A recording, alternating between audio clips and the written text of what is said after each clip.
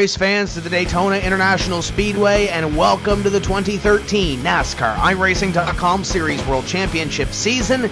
We are getting underway with the non-points event of the season. This is the Shootout at Daytona. We got some new looks to these race cars, and we also have some new voices to describe all the action for you. I'm Tim Terry, joined with me this evening, Tony Stevens and Joe Cortez. Guys, we are getting ready for 50 laps of action at Daytona. Drivers are getting ready to qualify, and it looks like we have 24 strong getting ready to take the green flag here in just a few moments.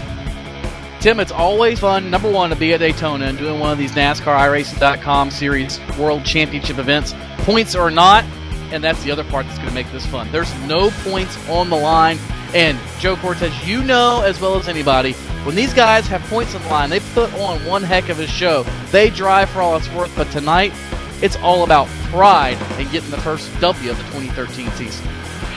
Tony, Tim, so glad to be joining you here tonight for the unofficial opener of the 2013 NASCAR iRacing.com Series World Championship. Tonight, it's all about pride. It's all about 25 drivers who are in the top 25 in points and won at least one pole in the regular season, all trying to get that unofficial jump to their season, all trying to get that big start and get ready to go racing for what's going to be a very long and entertaining season this year. And this is an entertaining format, as it is with the Sprint Unlimited at Daytona. We have two segments this evening. We're qualifying now. The first segment is 30 laps. At the completion of lap 30, lap 31 at the start, we're going to have a yellow flag. We're going to have a mandatory 4-tire pit stop. As those drivers come off the racetrack, that's how they will start. Segment number 2, it'll be 20 laps in length. If you're following along with live timing and scoring, you're going to see 55 laps on your timing and scoring with the iRacing sim. We cannot stop lap counter, so we added 5 laps. So if you're looking at there, and if we call it lap 51 when we're still going green, that's because we're looking at a lap 55 counter as we have qualifying on the racetrack, and one driver that is sponsorless this season. And guys, we'll go into this in just a little bit. It's no longer JRM. It's the Drill Aisle team. It's the number 6 of Steve Sheehan on the racetrack. The sponsor, me, JDR Graphics, Chevrolet SS. And Steve, always a threat anytime you unload here, Tim. He's always been good. He's had a couple of ups and downs over the past couple of years, but I think this new SS is really going to prove what some of these guys have in testing and practice. A lot of these guys have said, man, this thing is fun, but it is a handful. This thing is so loose in the draft, it's not even funny. Well, guess what? They're 2-car tandeming. They're up on top of each other. They're 3 wide. They're putting themselves in situations, Joe, that make the car that much more unpredictable. And guess what? They're still able to hold on to it. Steve Sheehan's one of the best ones to be able to do it. And so's this guy, John Adams, Joe. He, too, can wheel one of these things when it kicks sideways. John Adams, one of our in-car reporters tonight, he crosses the line at a speed of 46.494 seconds of time, I should say that. He will be in the second position in the MudJug.com Chevrolet. Always a threat to be up front, and John Adams right now starting on the front line, Tim. You ride on board with the Mud Jug Portable Spittoons, Tim's Corner Motorsports Trading Paints, JDR Graphics, Chevrolet SS, and John Adams as he goes down the back straightaway. Beautiful new car, as we mentioned, from iRacing, and in a couple of weeks' time, couple of days' time, I believe the Ford Fusion will be coming out for this as well. So we will have some parity in this sport. We're going to have the Chevy. We're going to have the Ford. It's going to be exciting to follow along here. Adams across the stripe, and Adams on lap number 2 goes to a 45.903. So John Adams will move to second, or keep second on the board, to the 01 of Tyler Hudson. 26 car now on the racetrack of Chad Lawton. He is your Pro Series champion from last season. He comes across the stripe and he puts in a time of 45.820, and that will put Lawton in P2. We mentioned Tony, top 25 in points from last season are eligible for this race, plus Chad Lawton, who nail-biter in that Pro Series between himself, Jarrett Crawford, and Dustin Montgomery.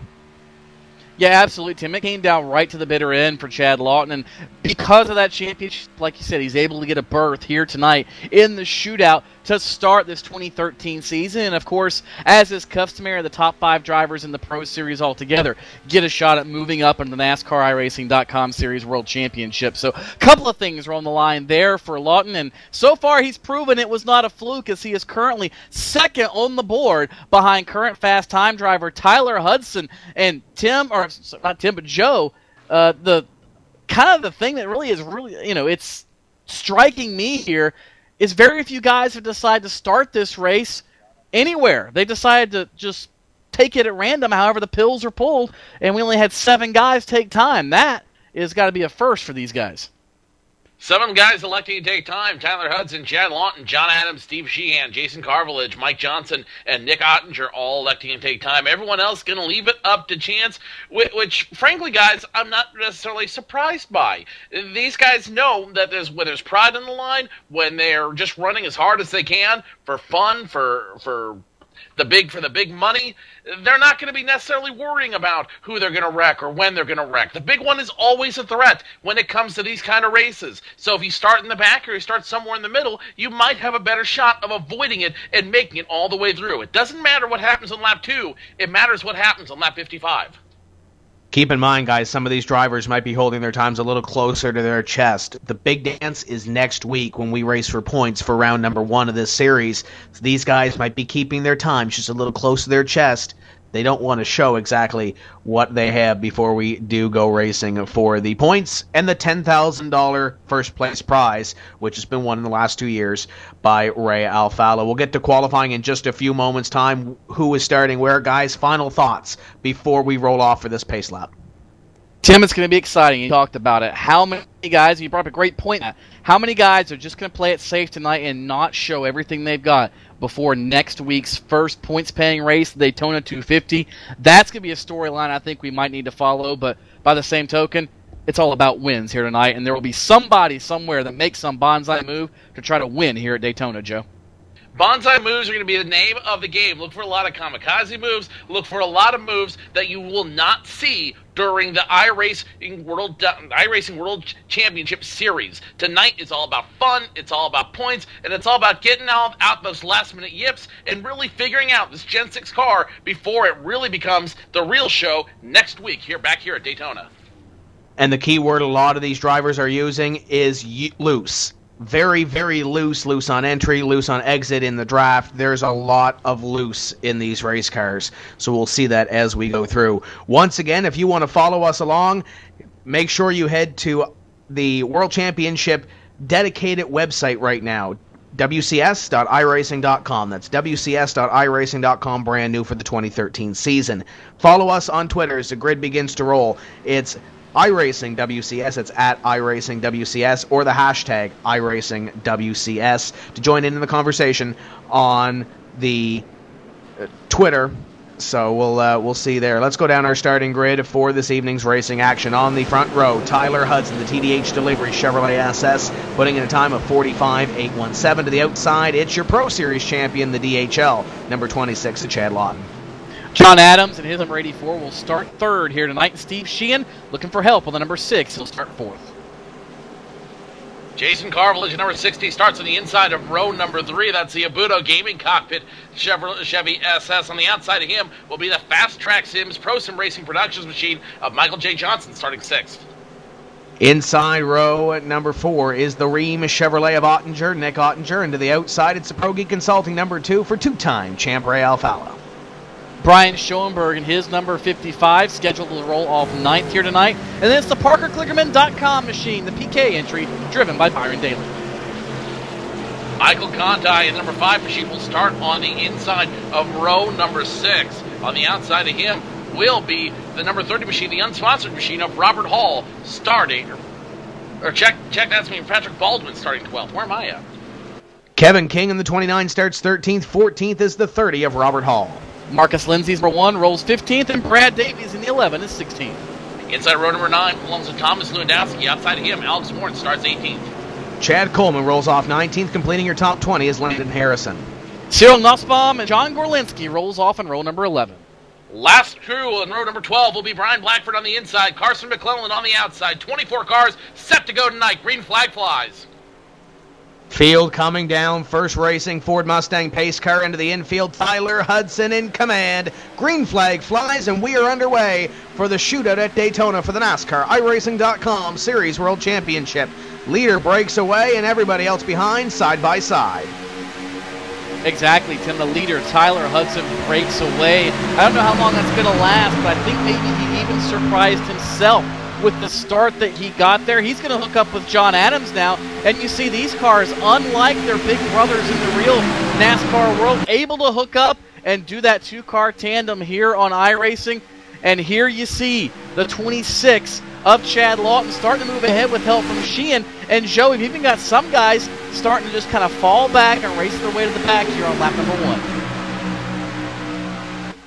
The 39 of Johnson, the 05 Ottinger and company are all gonna drop to the very back of this field. They're gonna lose the draft in a hurry. Meanwhile, back out front, we already have a challenge for the lead. That's gonna be the number 26 of Lawton Sheehan now on the outside, and he's gonna have Freight Train underneath him. 01 of Tyler Hudson, 84 of John Adams, and here comes the 2 of Ray Alfala. Ray not going to help his teammate, and I don't think he's going to be able to fit in behind Jason Karlavich to the inside of the 6. Brian Schoenberg about bought the farm back there, Tim. I'm not sure if he got help or not. I would think he probably did, but luckily there's that big skid pad known now as the 410 Smile oval here at Daytona, that he was able to save that car. And good piece of luck for Brian Schoenberg. But back up front again, we've got another car trying to do it all by himself, Joe. That's your champion, two-time and defending champion, Ray Alfala. And so far he's making it work, and it seems like for about a lap or so, maybe you can make it work by yourself. After that time frame, if you don't have any help, you're heading to the back. It looks like Ray now starting to lose a little bit of momentum, but hey, he's got help coming out behind him now as they work their way down the back straightaway. Your two-time champion does not want to rest on his laurels. He's going to try to make a challenge, and he's got some help now in the form of the number 93 machine. That's Byron Daly trying to hook up with him and get him moving forward. Not happening, though. They're still going to have to compete. 2 cars compared to 4 does not a draft make. They're getting antsy back here as well. There's a lot of racing going on. Alex Warren is out of line, I believe, back there. Actually, that's Cyril Nussbaum out of line as he falls back. Ray Alfala and Byron Daly, though, on the outside line in front, making progress. The ParkerClickerman.com and the Pro Geek Consulting Chevrolet SS is looking to push that outside line to the front. He is certainly trying, and Kligerman has got to be sitting there shouting. His car, with Byron Daly at the wheel, is working its way forward. And don't have any doubts here, Joe. The High Line has potential at Daytona, and this is one of the things these guys are learning tonight. They kind of know what their car is going to do from practice. They kind of know what they can expect from the car itself, but I think one of the biggest questions was, what will the racetrack do in race conditions? They've done some mock races, and as we said, they've practiced around as you ride on board John Adams, but I don't think anybody really knew what these cars are capable of at this racetrack in true race conditions. As you watch John Adams run that wheel down there, you can see him just how much he's concentrating to stay in line with the 01 and company, but it's not going to be enough to hold off the 93 and the 2 of Alfala. 6 car up high. Meanwhile, we have a new leader, and that's driving the 2 machine, the Pro Geek Consulting Chevy SS of Ray Alfala, now in front and in command of this field. Familiar sight in this series, Ray Alfala will lead lap number 5. Sheehan on the outside line as here comes Chad Lawton, 3 wide up in front as Lawton tries to go to the outside. Ray Alfala needs to go to the outside or the middle here as here comes Hudson to the inside. Here comes Adams to the inside. Sheehan has a head of steam, and look at that. The 2 drill aisle teammates are looking to hook up on that middle groove. It's amazing how teammates find each other, Tim. Sometimes it's by design, sometimes it's not, but they're always able to find themselves in the racetrack. And through all of that, Tyler Hudson able to retake the lead, but Ray Alfala says not for long. Look at him, Joe. On the outside, he uses a little bit of that side draft. He'll try to suck around the number 01. Oh, Sheehan goes around. The 52 of Baldwin is in it, and we've got trouble. Hill gets sideways. We're still green somehow here at Daytona, Joe. First caution comes out of the evening as Sheehan and Baldwin get into it. And this is the reason why you saw those 3 cars go back to the very back of the field. They wanted to try to avoid the big one. Now, that obviously was not the big one that you always think of when you go super speedway racing, but nonetheless, this is exactly what they were trying to avoid, and they think they've avoided it very well. First caution out, we're on lap 7. And you'll see the replay here, Steve Sheehan and the 52 of Pat Baldwin getting damage from this one here, and a tough break for Pat Baldwin. Some new colors on that sim chassis, number 52, this season, and great to see some sponsors on that race car. That's the Verb, number 52, as you see the replay there. And Tim, when you watch that replay, look at Steve Sheehan. He's able to, even when that car is out of control, he's working the brake and working the throttle, working the wheel, trying to keep that car, A, off the wall, and B, out of the lane of traffic. And he did a fantastic job of keeping that car out of harm's way. I don't even know if he really has any damage on that race car. I'm sure he'll come to pit road, but I think Steve Sheehan might have just saved a race car there, Tim. And Joe, that was a fantastic piece of driving. Watch on the 60 machine here as you're right on board with him. Just look at this insanity at 200 miles an hour. Insanity at 200 miles per hour is a very accurate way to describe it, and as you watch it there off the 60 machine, that's Jason Karlavich, you can see just how well Sheehan's able to control it, and even though he's getting in trouble, even though he's getting out of line there, you see him and he's able to keep it moving and keep it out of harm's way. It does no damage to anybody else out here.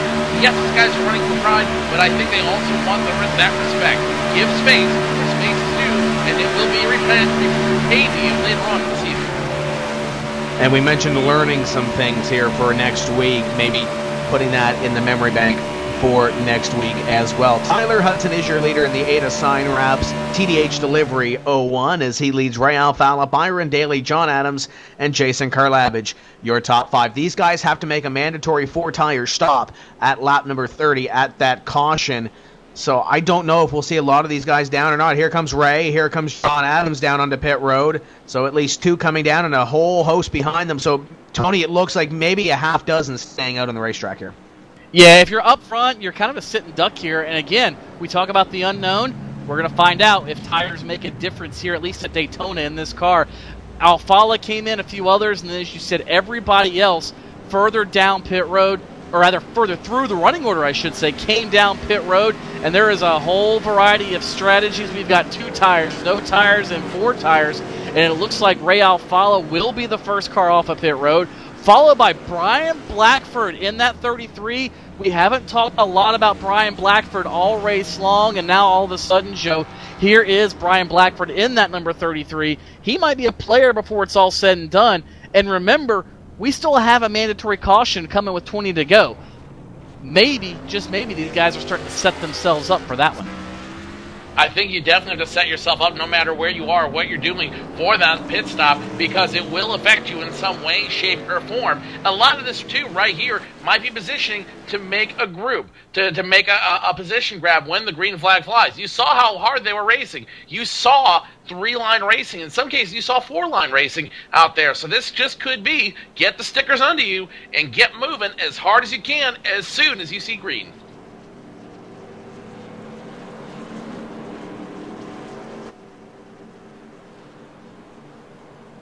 So Hudson does stay out. Byron Daly in second. Jason Karlavich, your top 3, is they stayed out on the racetrack. The Oboto Gaming Cockpit's number 60. We talked about Karlavich having such a great run last season. I know we possibly might be joined here by a special guest under this caution flag. He might have to unmute his microphone here, but I know we do have Parker Kligerman kicking around here, driver of the number 77 in the Nationwide Series, but also playing the sponsor role tonight as well and all season on the number 93. That is the ParkerKligerman.com number 93. Is I know his microphone's still muted, guys. I know he's got to hit a button there. There we go. Parker Kligerman. What are you seeing out here so far? Hey, man. Hold on 1 second here. Let me figure all this stuff out. There we go. I think I'm set up now. I had all my stuff muted. No, this is definitely exciting racing. I was just saying to some of our guys out there that if we had that kind of racing in the real-life races, I think we'd be a little bit more excited about the Daytona 500 this year. So that was, as you said, 3 and 4 wide racing. They're going really fast. They're loose. They're moving around. They're using a little bit of 2-car tandem, but also able to kind of side draft each other and stay in the pack. So it's definitely interesting for sure. I know you've been busy here in the last couple of weeks. Have you driven this Gen 6 car yet? A little bit, yeah. Obviously, been pretty busy, but I got to race a little bit at at Vegas and finish second in my official race that I did there, so that was fun. And I haven't been able to do any super speedway racing, but Byron and these guys let me know that it's exciting, and I'm obviously watching right now. It's definitely exciting. So, but as you said, go to that number 93 of Byron Daly. We're sponsoring that race car this year. Pretty excited about that. Hopefully, he can bring home that championship. We'll see him down in Miami. What did you think of Byron's move there with Ray on those first couple of laps? Well, I wasn't paying a ton of attention there in the first couple laps, or actually, I guess you're saying when he took the lead, because that was I thought that was cool. Obviously, he may have hung out Ray a little bit to dry, but I think he wanted put that 93 at P. Kligerman race car up front and get some lead, some laps, and see how his race car did out in the lead, clean air, and then obviously it probably didn't work out for him that well because he fell back again. So I think the cool thing, though, is that you saw that the outside line has a ton of ability to move forward. The bottom line isn't dominant at all, and I don't think you're going to see much single-file racing just because the ability to pass is so prevalent. Want to ask you a couple more questions, but we're going green. Can you hang with us for the next caution? Sure thing, man. I'll hang around. That's Parker Kligerman, driver, the number 77 in the Nationwide Series, sponsored by Toyota. The first racing Ford Mustang pace car here is getting ready to head to the infield, guys. Tyler Hudson, Byron Daly, your front row, as we get ready to go green flag racing. Lap number 10 in the books, and Tyler Hudson is gone. Green flag flies. You'll notice, Tim, he didn't get nearly the jump he got last time. I think maybe he learned from that. Maybe Jason Karlavich learned from that as well, and he was a little bit more up on the wheel and up on the pedal, and now he's going to try to push Tyler up to the lead by Byron Daly and Chad Lawton in the 26 machine, and also down there Alex Warren, a car we haven't talked a lot about tonight, Joe, out on the racetrack with track position. Same thing with Robert Hall, and a couple of guys starting to get a little close already. We're not even up to speed. Ray Alfala, he's kind of without help at the moment. You don't see that every day. Alfala trying to run the 33 and the 11 up the hill, trying to keep that middle line to himself. 3 wide now up front, and Alfala finds a way to pull through. He gets by the 33 and 11, and now he's going to try to get on the back of the high line. 33 is going to join him. That's Brian Blackford, and he's got help from the 11 machine. That's Brad Davies behind him. So now we've got a 10-pack, or a 9-pack, I should say. A lot of cars, they're fighting for position, and up front, it's still the 0-1. You're right on the roof of the Proki Consulting number 2 of Ray Alfala, chasing Chad Lawton and Byron Daly on the outside line. Hudson continues to lead with Karlavich in tow. Alex Warren down there as well, former Pro Series champion. And the new Pro Series champion now goes to the inside line of Chad Lawton. Byron Daly now has to lean back. Here comes Ray Alfala. Alfala going to push the number 93. He gave him a shot. Remember, these guys were hooked up earlier, Tim, and they motored their way to the front with Alfala in the opposite position being pushed, and then Byron Daly was able to shuffle Ray out of line. Well, guess what? They found themselves together once again here as they worked through turns 1 and 2. Tyler Hudson still up front with help from the 60, but I don't think that's going to stay that way for long. Karlavich now out of places to go. He's got the 26 of Lawton behind him, and he's got Alfala and company up top. Move Byron Daly to the point for the time being, Joe. He and Alfala will clear barely Hudson, but Alfala now wants the lead in turn 4. Alfala wants it. He wants it in a bad way, but the A2 and 33 aren't giving him the help he needs. Meanwhile, underneath him, 93, the 1, the 60, all lined up. You couldn't put a slice of paper between them. They are so close. 93 pushing it. Oh, 33 now. Here we go. 16, trouble in the front stretch. 33 around, and the caution flag will fly. Adams gets a little bit of damage from this one as well. He had a little contact with Mike Conti. A lot of left side damage to the Mud Jug Portable Spittoons, number 84. And the 33 of Blackford is bent up on at least 3 of the 4 corners of that race car. Caution flag flies for the second time this evening on lap 14.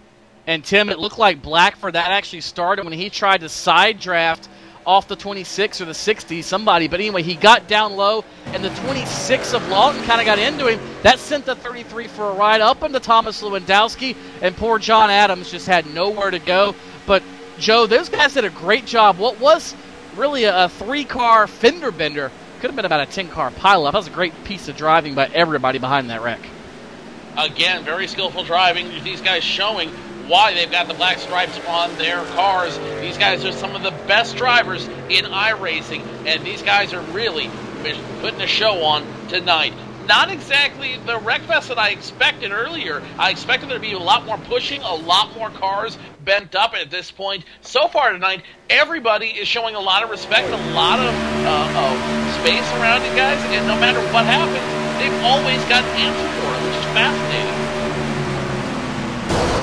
Pace car picks the leader up down the back straightaway. Your leader is Byron Daly in the ParkerKligerman.com Chevrolet SS. Tyler Hudson second, Ray Alfala third, Jason Karlavich in fourth, and Alex Warren in fifth. And we talk about guys that need rebound seasons. Alex Warren, after coming off the high of winning the 2011 Pro Series, he comes into the NASCAR iRacing.com Series World Championship on a high note, but really doesn't produce the first half of the season, and really came on strong in the second half when he needed to lock himself into the top 25 in points. So he's not only here, but he's in the series for this season. The core pipe number 82 runs in fifth, and I'm sure he's looking for something a little bit more than what he had in 2012. I think you're exactly right there, Tim. And then that's why this Gen 6 car is so good for people like him. You had a lot of these guys that ran the Class A car, the Cup car, for a couple of seasons. Now, yes, the tire model changed and some little things changed, but a lot of things about that car was still the same. As here comes your leaders down pit road, and it looks like the Parker Kligerman sponsored entry of Byron Daly will be coming down. But to finish the thought there real quick, I think that Gen 6 car could be good news for people like Alex Warren. And Joe, that means it could be a whole different ball game when we talk about challengers to Ray Alfala and company for the championship this season. Byron Daly going to take at least 2 tires out here. Ray Alfala did not take any tires. He only took fuel, and he is down and away. Also down on pit road, John Adams, Steve Sheehan only electing to take 2 tires. Michael Johnson going to at least take 2 tires. Nick Ottinger taking 2 tires. Byron Daly, 4-tire stop for him, and he is down and away. There's a big learning curve that comes with learning a new car, no matter what series it is. And this car is just different enough from the original Class A Cup car that there's going to be a learning curve for everybody involved here. And it's going to be very entertaining watching these guys transition from track to track to track and have to relearn everything they learned in the Class A car.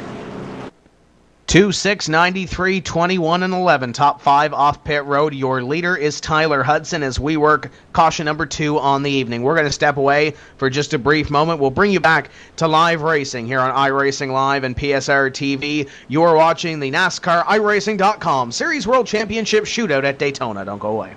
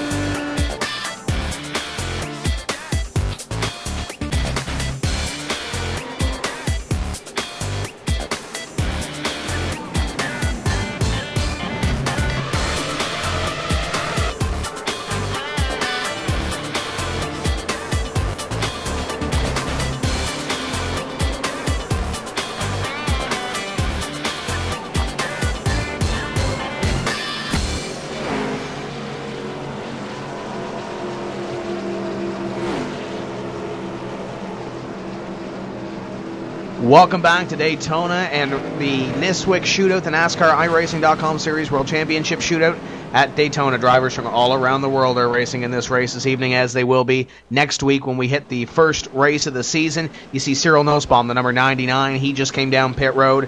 He'll start from the tail of this field, and he is from Paris, France. So want to welcome all our French viewers that are watching here this evening, as it's a little bit late over there, so I'm sure some of these guys will be catching the archive as well. The first racing Ford Mustang pace car getting ready to retreat to the infield once again. Lap 17, we're going to lap 30, where we'll have another caution and a mandatory 4-tire stop. Tyler Hudson is gone. Green flag flies. Jason Karlavich on the outside. Here comes Alex Warren in the number 82, looking to take second. Oh, and look at Hudson. He, I think, is going to be trying to team up with Karlavich. He very decisively moved to the top of the speedway to try to get a shot from the 60. How'd that work out for you? Tyler's getting ready to get freight trained by his former drafting mate, Karlavich and Lawton up top. They're going to motor by the Ada Sign Wraps machine of Tyler Hudson. And now here comes Alex Warren trying to join the party as well. Tyler Hudson might get freight trained here, Tim, and that's not a good thing. And Joe, that just goes to show you, just when you think you have friends, you may not. And now, look, Hudson's able to team up with Warren.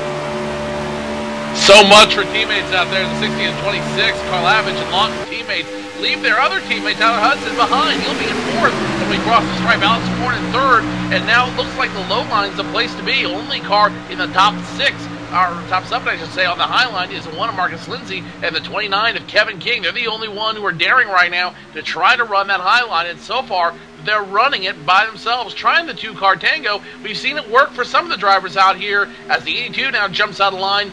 We'll have to see if these guys can make it work as they come to turn 3 and 4. 1 and 29 on the outside. Sim Chassis teammates Lindsay and King, as they have Alex Warren now in front of them. One car, I almost looked like it could have been either Steve Sheehan or somebody back there, Tim, bobbled. There was smoke, but somehow they were able to hang on to it. And I think it was actually Brian Schoenberg in the black and orange Abuto cockpits number 55. But great save by Brian Schoenberg to stay on, well, to stay going straight and in the right direction there, Joe. You know what? Schoenberg's able to save damage on his car. He's not bent up as a result of that. He'll probably have some flat spots in his tire, but you know what? He's able to keep it clean, and he's able, and if he can get strapped, he's going to be able to run. Steve Sheehan, who was involved in the incident earlier, now has a run. It's getting 3 wide up front. A little bit of 3 wide action as the 6 and the 11 try to make their way through the field. That is Brad Davies in the 11, Steve Sheehan in the 6. As Tyler Hudson on the outside line has Ray Alfala pushing, and it will be Tyler Hudson leading lap number 20. Alfala and Karlavich side by side, as Karlavich has the 26 of Chad Lawton in tow. And a great job by Hudson to not, I think maybe we could have doubted how strong that car was, and he's been up front for most of the race and didn't have to drive his way back through. And I'm not saying running 5th or 6th is having to drive your way through the field, but when you've been up front the entire race, Joe, sometimes it can pose a little bit of a challenge and a little bit of a problem, but it seemed not to there for Tyler Hudson. He not only was able to drive his way back up to the point, but now he's gotten hooked back up with his teammate, Jason Karlavich, and they're doing a great job up front with that Abuto machine, the Ada Sign Wraps car, all trying to keep Ray Alfala away from the top spot, but even so, the chance doing great, hanging tough on the outside. 0-1, the 60 to 26, trying to make it a team sweep on the podium, but Ray Alfala may be the one to ruin that. Let's run on the rear bumper of the 26 machine right now. That's Chad Lawton, and you see the 21 behind him, that neon green machine of John Gorlinski. He's trying to play in the draft as well. Meanwhile, Ray Alfala will not be stopped. He continues to run side by side with Jason Karlavich, trying to get up to second, if not first.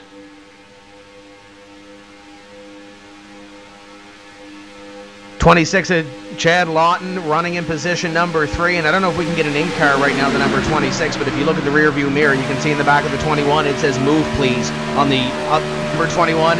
We're 3 wide back here as well. 29, 6, and 11. 11 on the upside. The 6 is Sheehan on the middle, and Kevin King on the inside line looking to pick up some spots. And we talked about rebound seasons, guys. It's going to have to be a rebound season for Brad Davies. Barely made it into this series for 2013.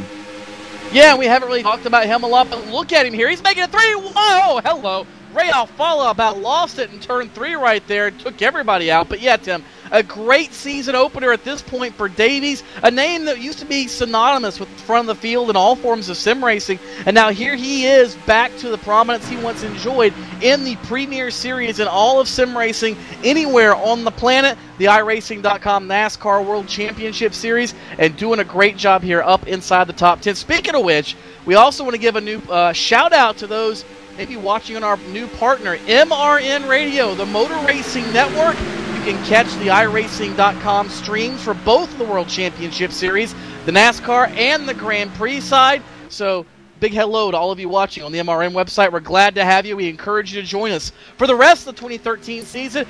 This is going to be some of the best racing you've ever seen. And Joe, we encourage each and every one of them, if they haven't done so, go to iRacing.com where maybe, you know, if you've got the talent, you can make it right here at the NASCAR.com NASCAR iRacing.com Series World Championship.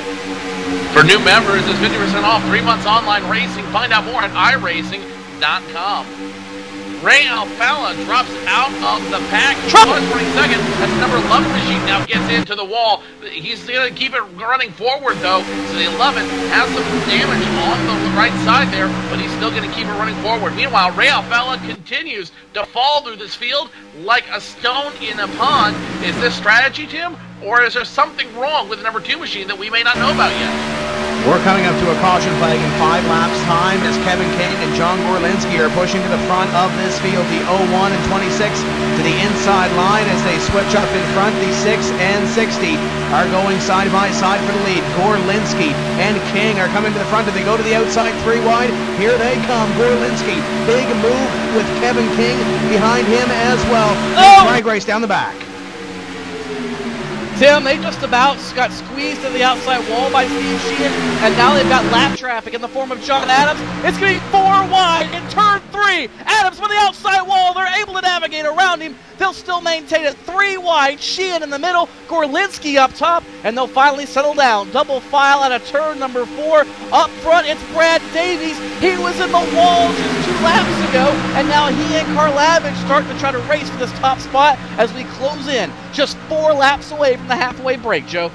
Well, if these guys weren't awake before, they definitely are now. Big winner in that one was Brad Davies in the 11 machine. Found a way to cut through 4 wide traffic. Was challenging for the lead a moment ago. Scored 3rd last lap, but with the outside line fading, the 11 is going to have to go 3 wide once again, way on the high line, that Dale Jr. line almost, and he's going to fall back behind the 6 of Sheehan, and they're going to continue to run out there. 2 to go before we hit the yellow flag at the line. Karlavich continues to lead Hudson. 28 of Chad Coleman around, and this will bring out the caution flag. He had a little bit of help, and guys, the Hickenjick Chevrolet ran down the field with Mike Conti. They were behind, and he and Steve Sheehan come together. Conti just behind this. I believe he's going to get a piece of it. The Alfala machine, Brad Davies, gets contact with this. We have about a half dozen cars that are going to get damaged as the caution flag will fly, and this will count, guys, as our mandatory caution.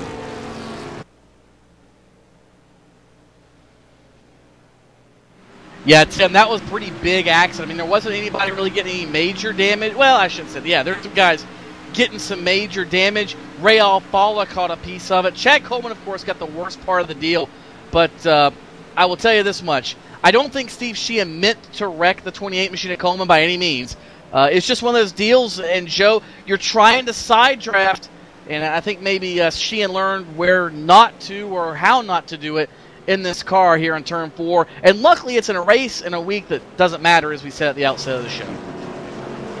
As we said at the outset of the show, this is one of those weeks just for pride. And frankly, guys, I'm surprised we didn't see that accident happen just a little bit earlier, with everybody running incredibly hard out there and with everybody trying to get position. I'm surprised that they ran as well as they did for so long. So here it is. Here is the mandatory pit stop. Jason Carvillage will lead your entire field down pit road. Everybody going to at least take 4 tires. But the question is, when are they? Who's going to come and stop and get damage repaired on their machine, and who's going to be making adjustments during this halftime, as it were? 60 at Karlavich, the first to hit his box, or the leaders at the end to hit his box. The Oboto Gaming Cockpits, number 60 goes up on the right-hand side. 2 tires there. He'll come around and take the other 2. Guys, if these guys leave a little bit early and don't take the 4-tire stop, they will be at the end of the longest line. Karlavich down and away. Here comes Lindsay up in front, and Tyler Hudson drag race at the end of pit road. There is no, I don't want to accuse him of cheating, guys, but there is no way the one of Marcus Lindsay well, maybe he did. Well, never mind. He was up in third when they crossed the line. That was my fault. I didn't even realize that, guys. That shows you where Marcus Lindsay's been. Quiet. And, well, here he is up in third. A great stop by his guys to get him back out where he came into the pits in the third spot. So Marcus Lindsay may be an unsung hero or a dark horse here tonight, Joe. We haven't talked about it until just now, just when we thought maybe he took 2 tires. But no. His crew did a great job. He has done a great job, for that matter, of keeping his nose clean. And great job by him. 4 tires and out. And for that matter, he's out in second, not third. Marcus Lindsay was actually one of the stronger cars in practice. At one point, he was at the top of the practice board. He would have ended up in 5th in practice. And now, after that great 4-tire pit stop, he is able to come out second, only behind Tyler Hudson, who's currently being scored in first. He's going to break up the team. Jason Karlavich is going to be in third. Chad Lawton will be in fourth. And then there's Kevin King in fifth, who's always a threat to ruin anything here at this race. Not necessarily on track, but if you're in the lead, he can definitely ruin that in a heartbeat. You look back here about mid-pack, we have some drivers here that could very well shock us before the end of this race. We got Ray Alfala back there in 10th. He might have a little bit of damage from that last wreck. Byron Daly in the number 93 was up front earlier. He runs in position at number 12 as John Adams will receive the I-Dog. He will be back on the lead lap when we go back racing. How about a guy like Landon Harrison? Landon Harrison is going to be up there as well, as the scoring does loop. Daly in 7th. Landon Harrison back there in the top 10 as well. That is the Sexy Blue 89 JDR Graphics car, as he is going to be up in the top 10 when we go back to Green Flag Racing. There's possibly some guys up here that we haven't talked about all night long that could very well end up winning this thing. Tim, is that Sexy Blue? Is that the actual term of the paint? That is the Sexy Blue 89 from JDR Graphics. Well, I guess we'll have to go to JDR Graphics for our cars if we want to paint it sexy blue. But, yeah, good run for him for sure to be up inside the top 10, like you said, Tim. And I think maybe he might be another one of those guys that could play spoiler before this is all said and done. That's one of the great things about a place like Daytona, though, Joe. You've got so many things coming into the races, wild cards, so many people that can win the race if circumstances go their way, and then you throw in a brand new race car here that nobody really 100% knows what to expect. This makes for one heck of a show, especially with a 50-lap shootout on a Tuesday night. Brad Davies now back in his pit stall. He's going to try to continue to repair the damage on that number 11 machine and stay on pace, at least stay with the lead lap out there. Michael Conti also still stuck on pit road right now. And this just goes to show what these guys, some of the guys who are dropping in back, were a little bit worried about. If you have that damage, that front end damage on these cars, you can very easily lose that aerodynamic advantage that they had. If you lose that aerodynamic advantage, it makes it hard to keep up with these guys, and with that damage on it, you can kiss your chance at winning this race goodbye. We should be one to go here at the stripe as the First Racing Ford Mustang pace car leads us around. Hudson Lindsay going to be your front row here. See if we can't dial up Parker Kligerman one more time as he watches this number 93 car come from position number 7. Parker, you got a copy? Gotcha. We're going to start Byron in position number 7 here. Any keys you can give him to bring this thing to the front? No, I think he knows what he's doing. Obviously, he went to the back there and was hanging out to kind of protect his race car, and you saw that wreck happen with Ray and some of his other drafting partners. And so I think he was playing it smart. Now, I know you've been hanging out over there. 89 Landon Harrison's on the same team as well. Anybody else we might see him work with? I don't know. I know Chad was a friend of his, but he's gone too. So I don't quite know what the deals are out there. But the good thing is a lot of these guys can talk to each other, unlike we can do in real life. They can do it themselves. So I'm sure they're grown men. They can sort it out. Let's talk about the Nationwide Series before we let you go as well. KBM this season started off real strong at Daytona. Yeah, we had a tremendous run out there at Daytona. I thought we really had a shot to win that, and obviously even to the last lap, thought we had a shot to win it. So that was a great start, and then we went off there to Phoenix and just didn't quite have the run we were looking for. Probably had a top 10 day come together, which would have been solid and put us top 3 in points or tied for the lead. And we ended up having a brake malfunction and coming out 19th. So it wasn't a terrible day, but we're still top 5 in points. And the way we look at our season is if we can top 10 to death until we get some new cars built and kind of get, gelled together as a race team and get some notes under us, I'm sure that we can go out there and challenge for wins come mid-season. Let us hear the sponsors on the Nationwide car and anybody else you want to say hello to before we go green. Oh, we don't need to bore everyone else with that, but, always got to thank Toyota and Bole Sunglasses and a lot of the people that make it happen out there, and obviously Kyle Busch and Bandit Chippers. We don't need to, no reason to harp on that. The real racers right now out there are racing, and I'm here to watch them and hopefully get that 93 car in victory lane. And that's Parker Kligerman, driver of the number 77 Nationwide, but more importantly tonight, spotting that number 93, and we might see him in victory lane before this thing is over. Pace car is off. It's the 01 and the 1, going to lead us back to green. Lap 31 is completed here. Green flag flies.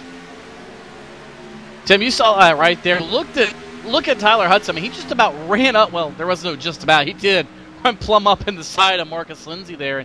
I don't think he was expecting that, but nonetheless, he kept his foot in it. Now here comes the 60 machine of Carl Avage and gives Hudson that shove on the bottom lane. But Joe, look at this. We don't see a bunch of guys lagging back like we've seen. They're all sucked up on each other, ready to go. And look who's in the sucker hole. It's Ray Alfala trying to shove his nose through the middle and work his way to the front. Despite the damage, Alfala wants to prove that he's got a car that will not be stopped this season, and now he's working with an 89, that sexy blue machine, trying to get up front. The 01 holds on to his lead. The number 1 of Marcus Lindsay, though, doing everything he can to try to get in front of him. Let's run with Ray Alfala now 3 wide through the group there. You see him running behind the 82. Now he's going to make it 4 wide to 1 and 2.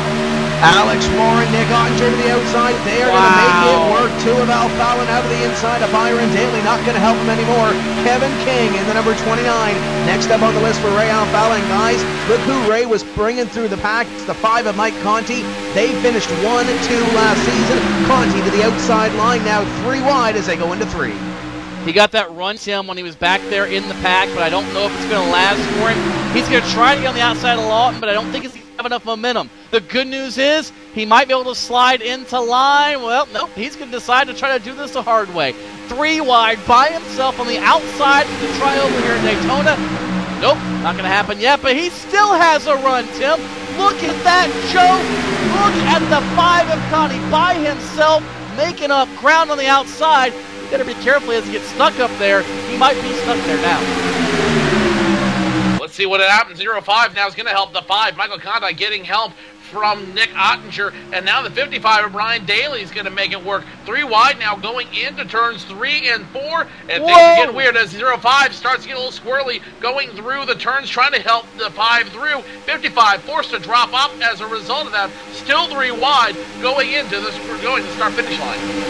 Kevin King going to pull out on that middle groove, and he is racing side by side with Tyler Hudson. Here comes Conti. Mike Conti on the outside line. The main performance PC5 going to go to the lead with a little help from Ottinger. 3 wide, stacked 2 deep. Karlavage in the middle groove. Ray Alfala pushing Hudson back to the point.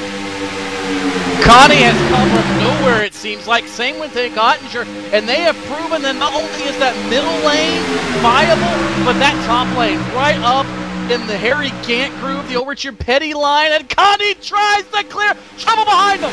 Big trouble. We've got 1 car on the outside wall, and it looks like we'll be under caution once again as they try to come back to the caution flag. Well, no, we're still green. We are still green despite the accident in first degree, Joe.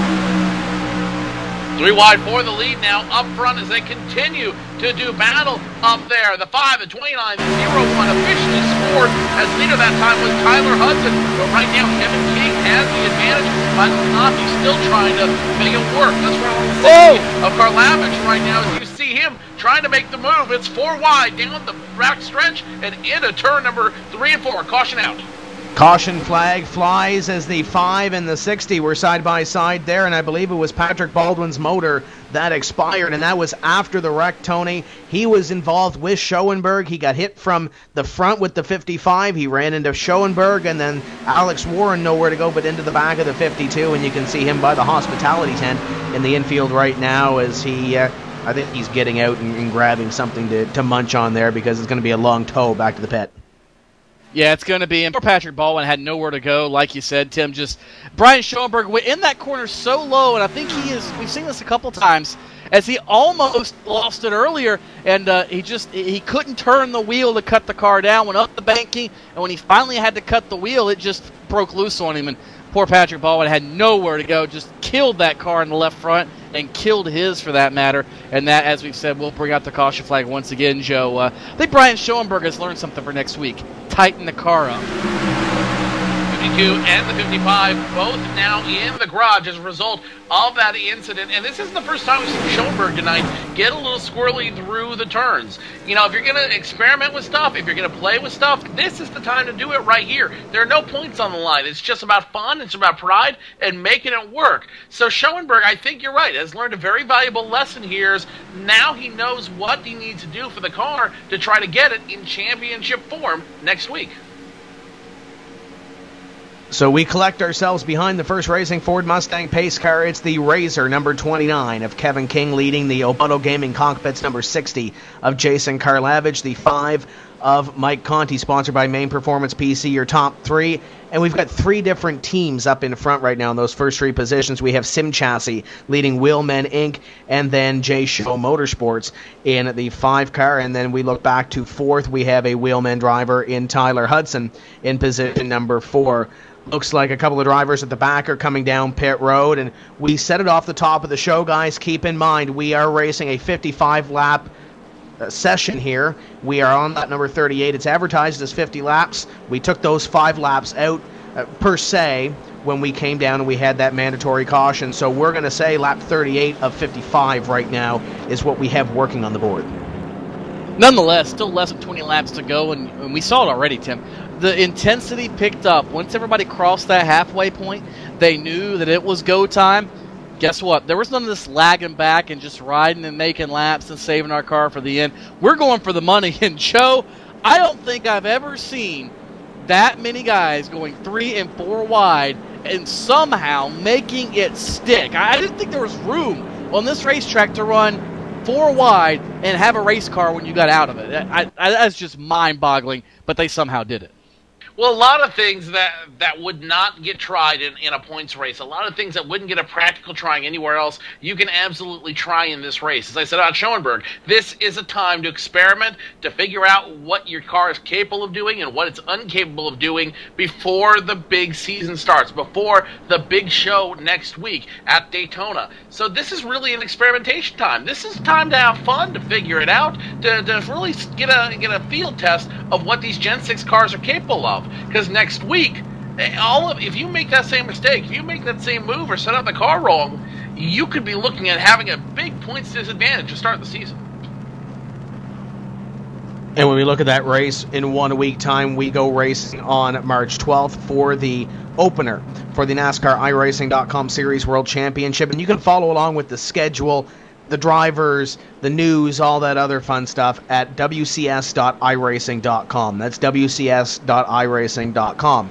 Now, we look at the schedule here, guys, and we're used to racing every second week, but because of the car, we wanted to have this Gen 6 car ready, the Chevrolet SS. It delayed the season a little bit. So we're going to have a couple of weeks in this season where we go back-to-back weeks, and we do that in the first 2 weeks of the season. We race Daytona on March 12th, and then we hit it once again on March 19th at the Las Vegas Motor Speedway. And I believe we go back-to-back weeks in September. It's September 17 and September 24 at Chicagoland and Kansas. Kansas should be released by September 24th, so we can add Kansas to the schedule as well. So it's a diverse schedule. We do have Talladega on the schedule this season, 2 plate tracks.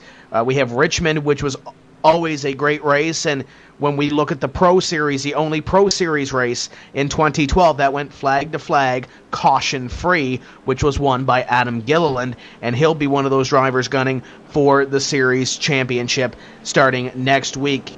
And we do have 50 drivers that are qualified for this series. The 2012 Pro Series gave us some new drivers, some fresh faces into this series, and you look down that list, we're going to see Jarrett Crawford and Dustin Montgomery in the series. Jake Sturgis had a very strong showing in that series in 2012 to lock himself into here. Former winner in this series at Las Vegas. Guys like Carson Downs, Peter Bennett, Danny Hansen, Joey Brown, Rich Doucette is a new name that we're going to see in this series. How about a guy like Derek Kroner, Casey Malone, Cody Bias? There's guys on down the list. Landon Huffman is going to be in this series as well. He's one to watch. Paul Kashiba making a return. Alex Chambrone made a couple of starts as an A-class driver last season. The list goes on and on of guys that could very well make a splash here, but those three names that really stick out at me, guys, Chad Lawton, Jarrett Crawford, Dustin Montgomery, those guys were the ones that were up front contending for race wins throughout the season. Crawford did not get that strike in the win column in Pro, but he'll be looking to make the big splash and win in the big series coming up in 2013.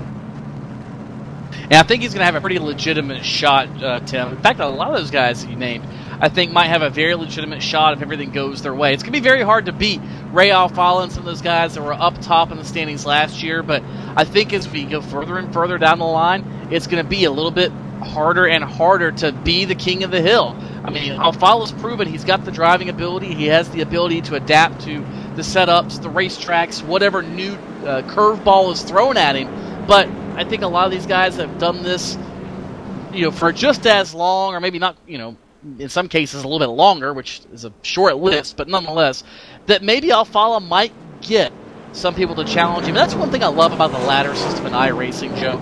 You can have somebody like Ray Alfala dominate this series, but you might have somebody, you never know, it might be Adam Gilliland, and we'll just throw his name out there as a case in point or as an example here. It might be him that comes in this year and just tears this series up with win after win after win, and next thing you know, Ray Alfala is nobody. That's the cool thing about iRacing. You can still literally race your way to the top. As long as you've got the talent and the wherewithal and the ability to do so, you can race your way to a literal NASCAR-sanctioned championship. There's not a lot of people that can say that they have won a NASCAR-sanctioned championship as it is, and there's only two others that have done it under the iRacing banner, and that's Richard Towler and Ray Alfala. Alfala doing it twice. That's a pretty elite group of company. Pace car now in turns 3 and 4. It'll be Kevin King to start, Jason Carville in second, Michael Conti in third, Tyler Hudson in fourth, and Marcus Lindsay rounds out your top 5. But I'm keeping an eye on Ray Alfala. He's going to start on the outside row number 3 in the number 2 Pro Geek Consulting Chevy. He had nose damage earlier. They seem to have figured it out and got it fixed on that number 2 machine. Now it's just a matter of time to see if number 2 can make it work and try to get back up in front of this field. Pace car is in. Kevin King and Jason Karlavich getting ready to send us off again. Green flag flies side by side, dead even, as here comes the 5 of Mike Conti sucking right up to the back of Kevin King's number 29. Watch the second place point man from last season as he begins to move, and look at Ray Alfala right on the back bumper of the 01. And you talk about this drivers a minute ago, Tim Conti, the youngest driver, I believe, in the field, still a teenager. Barely even has his actual driver's license, and here he is on the high banks of the virtual Daytona in contention to win this race with less than 15 laps to go. But look now, Jason Karlavich, he's got help with, Hudson! Hudson gets turned off on the back slope. We've got big trouble in turn. One car hard in the outside wall. Major catastrophe, Joe.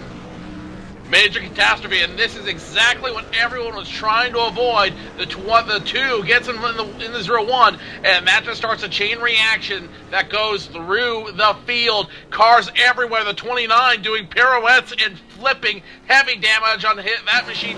His night is done. 3 cars that are at least destroyed out there as a result of this incident. Dare I say it, even though only 4 cars were involved in it, the big one has happened, especially if you're driving inside that number 29 or that number 26 machine of Chad Lawton. There's not much left of the 26 car. Chad Lawton, the DHL delivery. Tim's Corner Motorsports, number 26, your Pro Series champion, has less body panels on that race car, and I would say everything is probably bent on that race car. After that ride, Byron Daly went for a hard lick into the fence. Ray Alfala in the 2 is tore up as well. There's at least a half dozen cars tore up in this incident on lap number 41. As we close in on the final few laps of this race, Jason Karlavage is scored as your leader.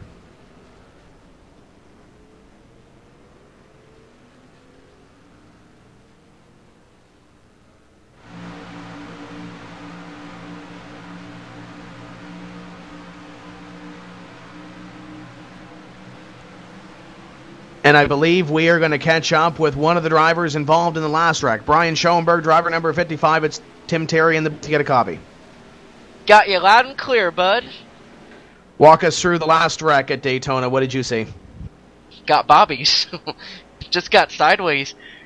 Basically, with these cars, it's just one of those things where when you're carrying a lot of speed into the corner with the type of spoiler they have on it, it's kind of easy to get loose if you try and make a lane change. And I just had a huge run, and I was just kind of trying to show off there and go from the bottom to the top, and it just, well, it got loose. But that's what happens with these cars when you have a huge run like that. So, you know, stuff happens. Sorry to the guys involved in it, but, well, the car was fast, and Tim, it's just one of those things where they're a little hard to hang on to, but if you just hold your line in the corner or whatever, you're fine.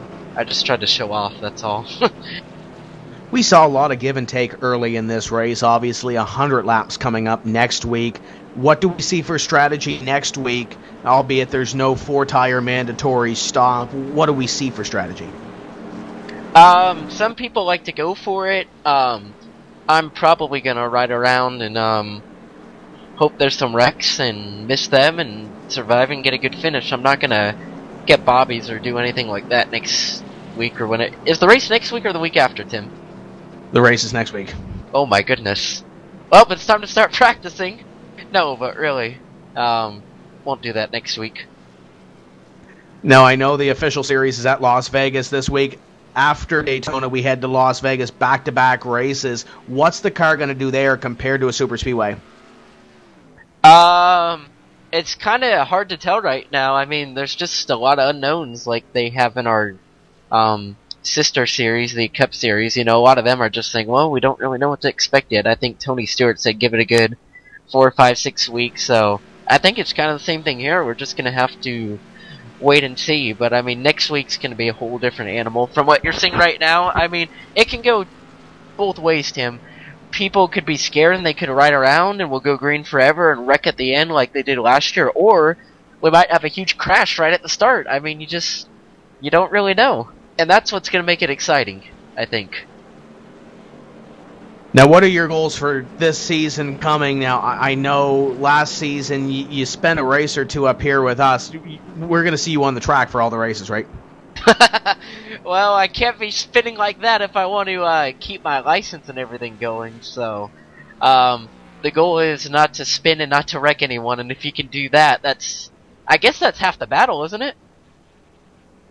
Yeah, I guess that is, too. It's going to be a fantastic season, nevertheless, what we look at. And, of course, we're going to kick it off on Thursday night, give a little bit of a plug to Tim's Corner. We're going to do some bench racing on Thursday, aren't we?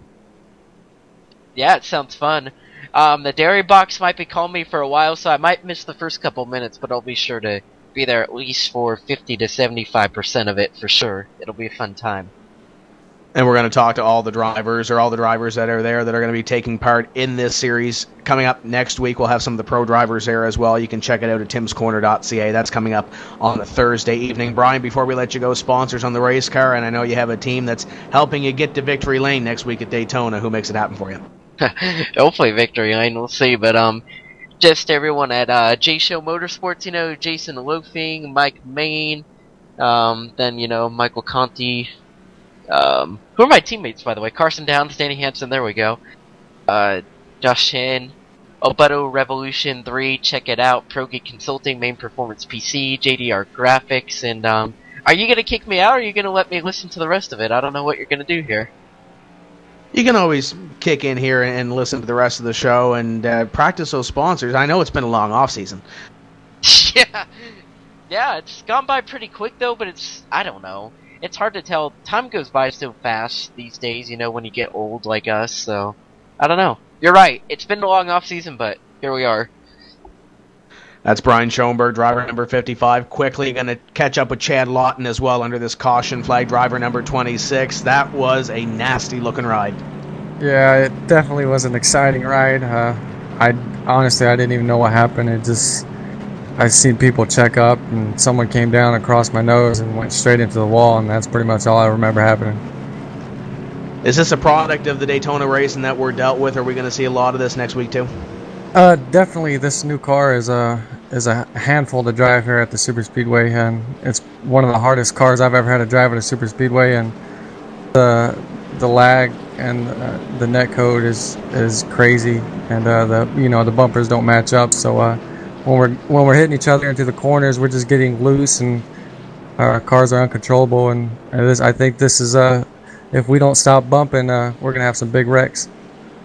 For those that haven't heard the name Chad Lawton on iRacing Live or PSR TV, I think they're getting ready to hear a little bit of the name coming up this season. Pro Series champion. What do you have your sights set on this season in 2013? Definitely trying to get the top 5 for points. It's going to be tough to beat Ray and those guys on his team. They do a lot of practicing, and they're really good drivers. And Jay Show, Michael Conti, they're going to be hard to beat. But definitely my goal this season for my first DWC season here on PSR TV will definitely try to get a top 5 in points. You got some new colors on the car compared to Pro 2. Who makes it happen for you? DHL. We still DHL will be on the car for 5 or 6 races. And I still got Gary Mercer Trucking for the rest of those races, and Tim's Corner definitely, and you guys here at PSR TV and for putting on the show tonight, and Ray Alfala for inviting me as a pro winner. That's Chad Lawton, your 2012 Pro Series champion. He'll be one to watch this coming season in the NASCAR iRacing.com Series World Championship. We come by this time with 10 laps remaining. Jason Karlavich, Kevin King, Michael Conti, Tyler Hudson, Marcus Lindsay. Top 5. Pace car is going to head to the infield here. Karlavich in control. Green flag in the hand of the starter, and Karlavich is going. We are green. Conti following the 60 through. And Conti and Karlavich both get one heck of a jump, enough to actually clear Kevin King and Tyler Hudson. Marcus Lindsay thought about coming through. Hudson's going to change lanes, and they're going to try to shuffle Kevin King out from near the front of this field.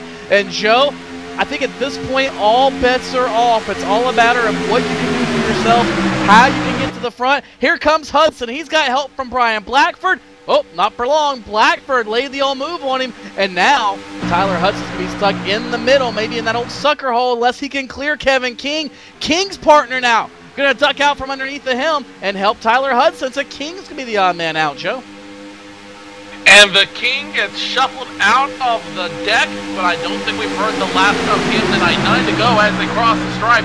It's Karlavich in front. Conti now trying to make a move up top, and he's going to be joined by the 01 and 39 in a hurry. But don't count out the 1 and the 33 as the 39 gets squirrely. He's going to be forced to go way high. 3 wide behind them is the 21 of Blackford. Wants to try to make some moves. Now we're having some more guys jump on the group. It's going to be at least 10 drafting when they come turns 3 and 4, Tim.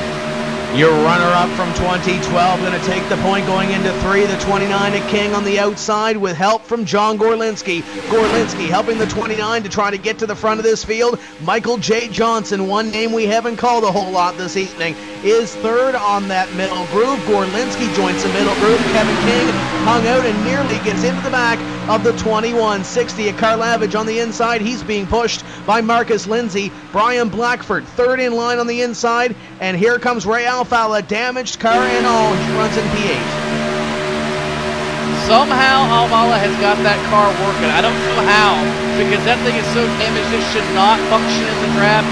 King's going to get by, and finally, mainly because that car is intact, but Alfala's doing a great job, even to be in touch with these guys and still have a chance maybe to do something if chaos erupts at the front of the field. And quite frankly, Joe, we've seen enough chaos already. Hudson bobbled right there. Oh, here we go. Gorlinski at the block, thrown him by Blackford. Gorlinski in the grass across the apron, somehow able to hang on to it. Will stay green as the racers continue to drive on with the turn 1. less than 6 laps to go.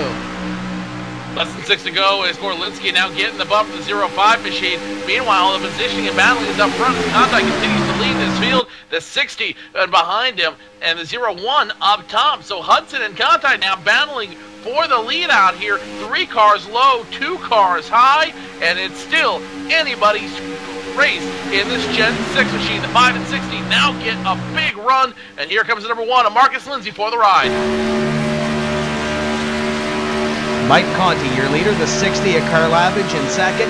Here comes Marcus Lindsay. Now Lindsay in third with Hudson and Johnson. Your top 5. We're single file throughout your top 6 as everybody else behind tries to get something here. 21 of Gorlinski on the outside. Carson McClelland is there as well as the 60. Pokes the nose on the outside. Here comes the 1 as well. Through the middle comes the 60 of Karlavage. Conti and Lindsay to be left out to dry with that big hole they punch in the air. Guess what? Everybody else is joining the party. Gorlinski's here. Johnson's here. Nick Ott with his torn-up green machine is on the outside. And here comes Conti. Back to the bottom as a ball on the apron. Nearly loses control. He'll keep his foot in it. But up front it's Karlavage and Conti as they cross the stripe. Hudson and Keene trying to play pusher. And everybody else trying to find their way up through the running order, Joe. 5 to go as Conti and the 60 of Karlavage continue to do battle. Up front, the 21 of Gorlinski able to hang out up high, but really it's a matter of who can make these runs work. Now the 01's going to go in the middle, try to work the chili dog hole, and here he goes. He makes it. He's got the lead, jumps in front of the 5 of Conti, and now the 01 of Tyler Hudson will be your leader. Here we go. 29 now gets into the 1, 21 in the wall, 3 cars up front. Let's follow the race back to the line. Caution is out as Tyler Hudson is going to be credited with the lead. I don't know if we're going to go back green, guys, as the 21 of Gorlinski, the 1 of Marcus Lindsay, both took heavy hits in this incident. Yeah, Tim, you almost could just see it coming there. The intensity was picking up, and we were just getting ready to say amongst ourselves, hey, if the caution comes out, this thing is over. Kevin King hit the back bumper of Conti. It shoved him up the racetrack.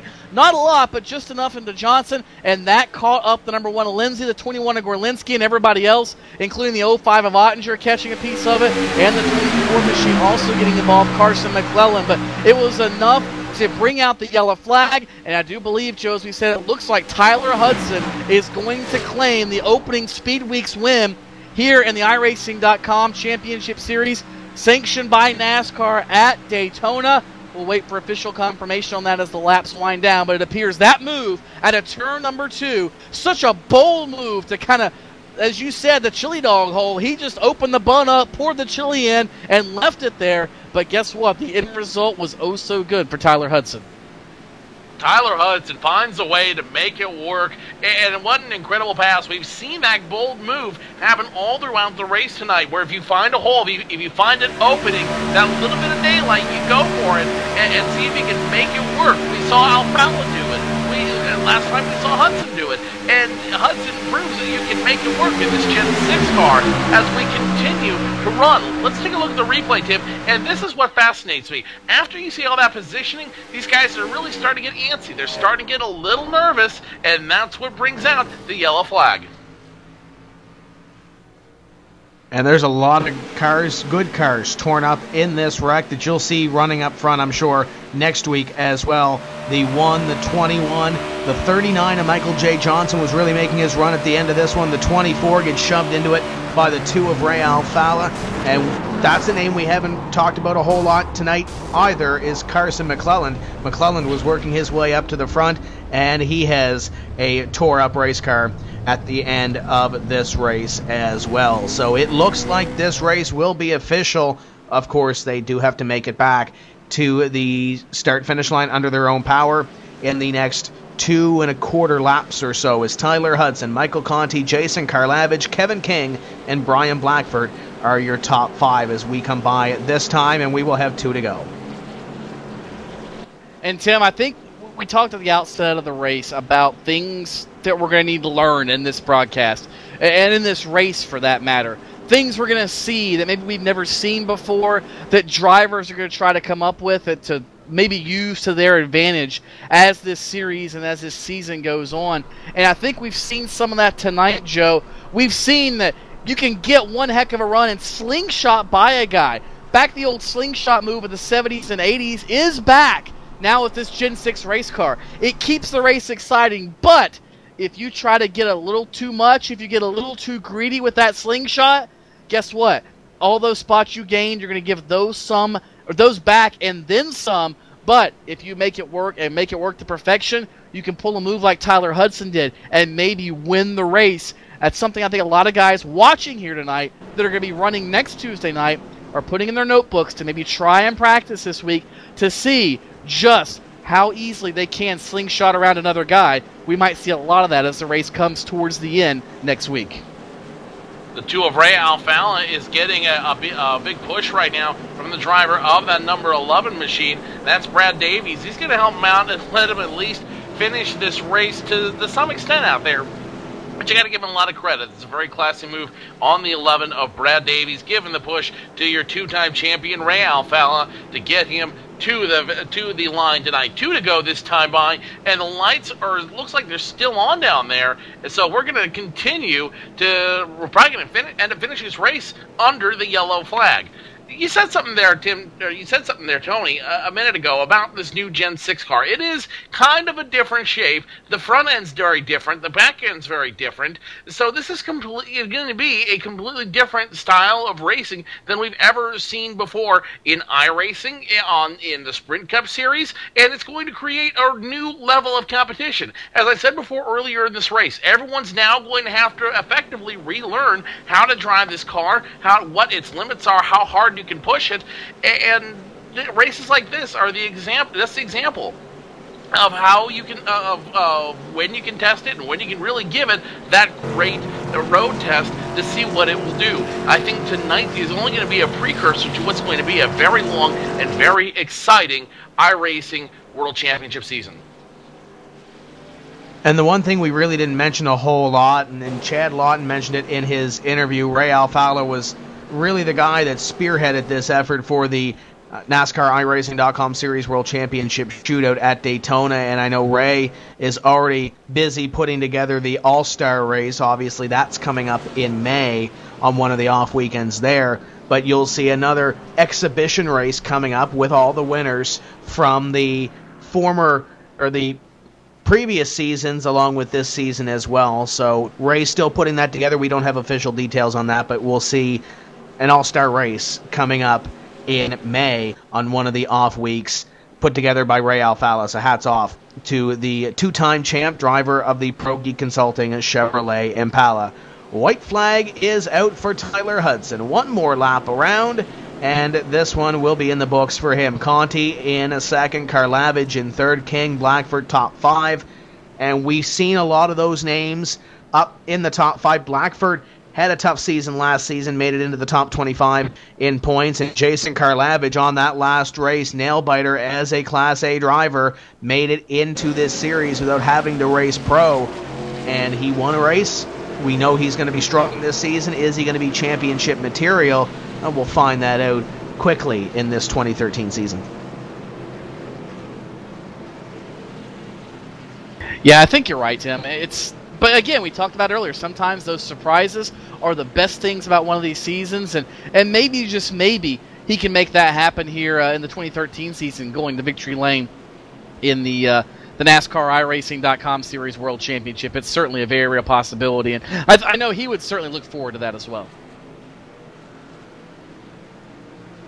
Race is just about over, and it's going to be Tyler Hudson officially your winner out here. Not sure what the 29 and the 5 are doing out there, but it's going to be the 0-1. Tyler Hudson, your winner out here. Jason Karlavage in second. Ryan Blackford, check that. It'll be Michael Conti in second. Jason Karlavage in third as they get ready to cross the lines. Returns 3 and 4. What an exciting race we've seen tonight, guys. And this really, as I said, is just going to open up the NASCAR iRacing World Championship. I'm really excited to see the series come to fruition here, and really going to see what these guys can do out here. It's going to be a great season, and you can just tell that from this race alone. Looking forward to the rest of the season starting tonight. The first win of the season, albeit an exhibition race, will go to the Wheelman Incorporated team, the 01 Ada Sign Wraps. Chevrolet SS of Tyler Hudson, he's going to go to victory lane here. Checkers out for the 01. Conti in second, Karlavich in third. We'll talk to your top 5 in the post-race show, which will include Kevin King and Brian Blackford. Michael J. Johnson 6th, Nick Ottinger 7th. Alex Warren, former Pro Series champion, in 8th. Cyril Nussbaum comes home in 9th place. The French Connection in the 99 finishes in 9th. And the Sexy Blue 89, Landon Harrison completes your top 10. Tyler Hudson will do a Polish victory lap here by the looks of it. We will step away for just a few moments' time as he lights them up on the front straightaway at Daytona. Don't go away. We will be right back.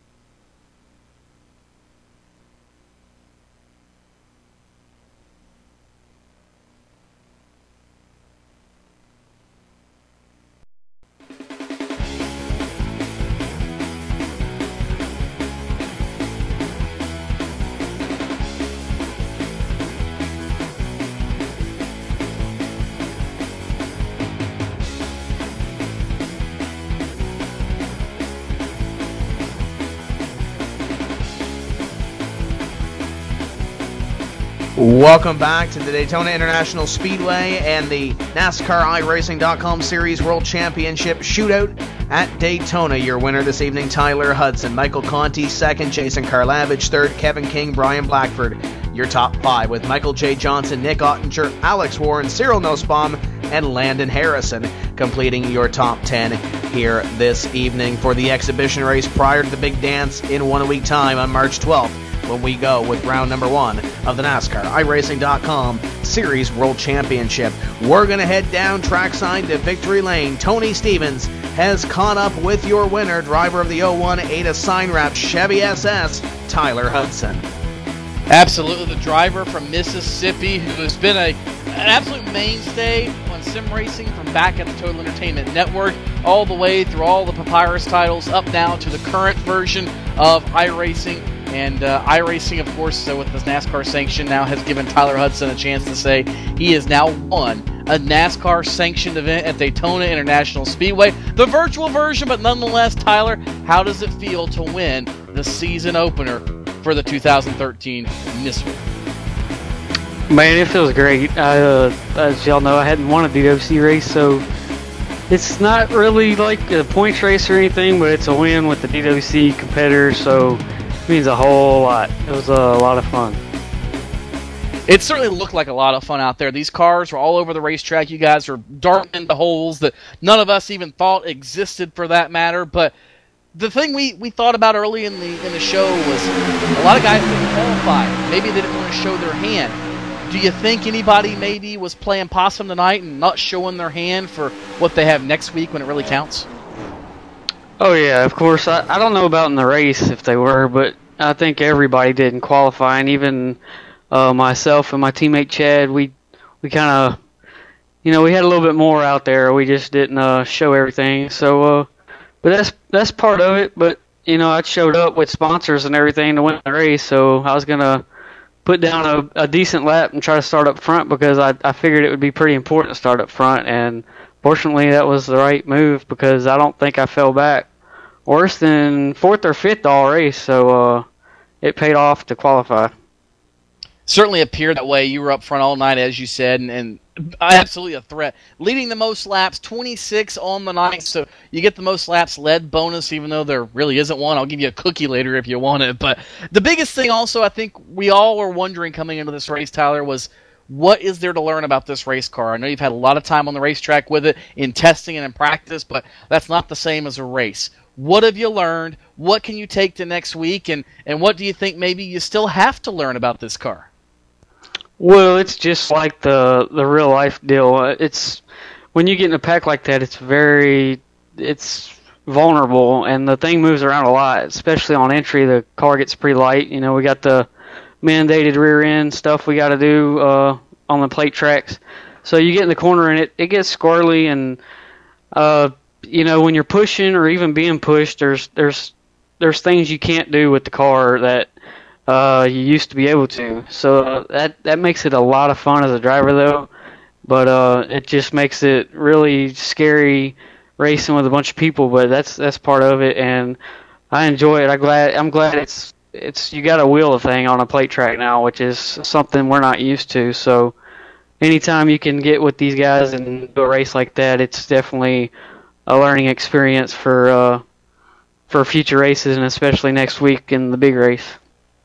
Well, that's Tyler Hudson, big winner tonight in the NASCAR iRacing.com Series World Championship Shootout, an invitational event hosted by Ray Alfaz. So congratulations to Tyler. And I do believe that Joe Cortez has gotten a hold of second place, car number 5, Michael Connie. Hold on real quick, Tony. I got some sponsors I need to give a shout-out to. Well, I guess if you steal the mic from me, I'll let you do it. I'm sorry. I should have said it earlier. I got to give a big shout-out to John Ada with Ada Sign Wraps. He came on board again this year, and he was watching today the whole race on his big screen TV. The best sponsor in the world. Y'all check him out and get a wrap for your sim car, and thank y'all very much. Well, I guess Tyler's done. Now we'll throw it over to Joe Cortez. I can give Tyler a hard time about that for a while. He and I are good buddies, of course. So, Joe, I think you caught up with Michael Connie. Mike Connie piloting the main performance PC number 5 Chevy SS into a second place finish, starting 11th on the field. Mike, for you, what was the most exciting moment on the track tonight for you and the number 5 car? Well, I mean, all of it was pretty exciting. It was an interesting race. It was definitely intense. My teammate and I, Brian Schoenberg, who you guys talked to earlier, we tried to stay in the back and missed the trouble. And unfortunately, it looked like Blackford got turned around earlier in the race, and Adams was slowing down. And I think he might have kicked it down a gear and kind of spun the tires and hit me in the right front, and that kind of put me behind the 8 ball a little bit. by the time I got all the damage fixed, it was pretty much time to go. We're into the second segment by then after the 4-tire pit stop. So definitely being 3-4 wide up on the top with Nick Ottinger pushing me in the 05, that was interesting. You know, with online racing, with the net code, and you know the connection's not always being the greatest. It's hard to really judge how far away you are from somebody below you, and you want to make sure that you give them enough room. And with how these cars were driving tonight, I don't really know if everybody could see it from the broadcast, but the 4.5-inch spoiler on the back, iRacing did a fantastic job modeling the downforce loss, because I know myself, I was loose, especially when getting pushed, and on the bottom pushing was almost impossible. So, you know, overall, it was a fun race. We learned a lot for the 500, or not the 500, whatever we're running, the 250 next Tuesday. So, should have a good car. We kind of threw something together haphazardly for this one, so hopefully in a week's time we'll come back a little bit better prepared for that one. Mike, the Class A car and this new Gen 6 car are a little bit different. Like you said, the spoiler size different, the body shape different. From what you guys were able to learn tonight, what's the biggest difference between the Class A COT car and this new Gen 6 Chevy they have now out in iRacing? I mean, they're not a lot different. You know, the looks are really the biggest thing. When you get to the 1.5-mile tracks, the downforce tracks with the 8-inch spoiler on the back, they drive pretty similarly. The new Cup car, it's 150 pounds lighter. It's a little bit faster overall. It's got a little bit more grip. So that's really the main difference is there. But at the super speedways, like here tonight, Daytona, again, like I said, the biggest thing that I could feel was that spoiler and the loss of downforce. It's incredible how loose you can get with somebody behind you. They've modeled it really, really, really well for what they're given. And it was just really a handful. We were pushing very hard. I think, you know, next Tuesday, when there's points on the line, when the season officially starts, I don't think you're going to see the aggression that we saw tonight. We saw a lot of aggression, including myself, because, you know, it's all for bragging rights, this kind of race. You know, there's no points, and you just kind of go out there and you try to learn stuff, and I think everybody in the field learned things, and they learned that you really have to be careful. You know, 3-4 wide is more treacherous than ever with the small spoiler, but we've got a bunch of good drivers in this field. We're going to have 43 great cars next Tuesday, so it should be a great race. Hopefully we won't see the single file conga line along the top like we saw in the real 500. But, you know, I don't think we're going to be single file, but I don't think you'll see 3 wide. But when it comes down to crunch time, I'm sure we'll get pretty racy. But yeah, like I said, not too much of a difference, but you can definitely feel the difference at the super speedways. Mike, without giving away your hand, what's going to be the key to victory in the season opener next week?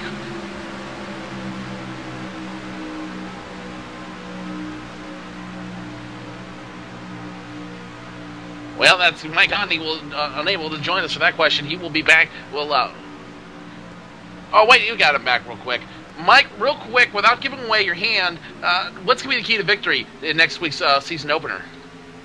I think the speed is going to be pretty similar through the field. I think it's going to be handling. I think if you can get your car to really handle well throughout a fuel run and a tire run, you can get it down to the corner really well. I think you're going to be really good. You know, a lot of ill-handling cars tonight, and a lot of people were still fast. So if someone can really get the rear end into the track, I think they're going to do really well. So it's definitely going to be a big handling game next week when we run a race. Mike, who makes it work for you in the number 5 machine?